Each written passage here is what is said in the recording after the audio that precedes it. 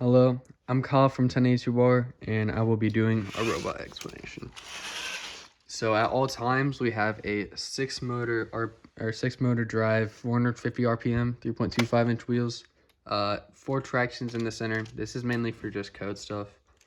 2 tracking wheels here and here, for code, and then we have our battery mounted down here, banded in, just to make sure it can't fall out. And moving on, we have a PTO 1 piston down here, and this shifts. This is 2 states. This first state, it adds 2 motors onto the drive, and this is just to give us more torque and skills whenever we need it. And then when it shifts over like that, it powers a 2 motor intake and slapper. So when it spins this way, this ratchet skips, and the intake can spin to intake tri-balls, and then when you run it reversed, it can outtake tri-balls, and it pulls down this slapper arm. And something we had to add was this chain tensioner. If you just do chain from here, tension down, because the pull had to go here, up, the friction's really bad. So one way we worked around this was we added this screw joint, and this basically just serves as like an idler, so the chain can go down and back up without adding a bunch of friction. And then we also have this 3-to-2 gear ratio, and it makes our intake spin at around 675 RPM. And then on top of that, we have back wings, mainly just for pushing the goal. We added this plastic just to get out of AWP, or get out of match load for AWP, and when you push them down, tri-balls can't really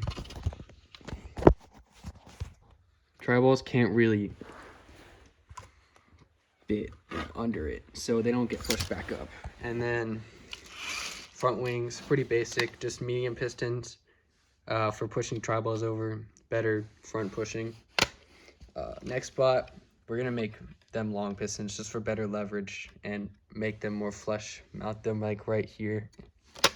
And then we also have sleds, and the sled angle is tangent to the wheel just to make the crossing better. And then we also support it triangle braced like this just to prevent it from bending. They're kind of broken right now because we haven't replaced them after states. And we also have back sleds, but we triple layered them just because we were too lazy to make a support. They don't really bend, work well, fast crossing. And we also have these wall gliders here, and these basically just make it so that when we run into a wall, we don't lose our momentum, and this just allows us to have better field traversability. We also have front plastic ones, but these don't glide as well, and we didn't have room for another free spinning thing here, but they worked well enough. And we also have a trap door, and basically you place the tri-ball in it like that, and when you go over barrier, the intake kind of gets lifted up like a little bit like that. So when we're back over the barrier, we can just go and score, and we don't have to shift out of 8 motor mode because we never have to run our intake with the motor. And this just really helped with less shifts, so it saves air. And then this is also rigid, so when we intake, like for auto, the tri-ball can't go up, and this just really made our autos consistent. And then we also have 2 air tanks. This tank is connected to the 4 wing pistons and the PTO, and then this one is connected to the hang. And we have 4 pistons each here hang, pretty basic. It looks like we copied Gremlin, but I promise we didn't. We designed it in like December. And we also have 2 limit switches here, and when these are both pushed down, it basically just instantly fires a hang just so our robot can't slip off. And then we also have this standoff here. It's kind of what Robocause had with the flex wheels, but we didn't really have space for the flex wheels, so this just kind of rubs on the bar and it prevents it from tilting back with friction. The CG of the bot is already like around here, but it's a little bit forward in front of the pole, so we just needed to add this. So it's an easy fix. One last thing, we have flex wheels on slapper, as well as a custom slapper holder. This just makes match loading really easy. And like, here, wait.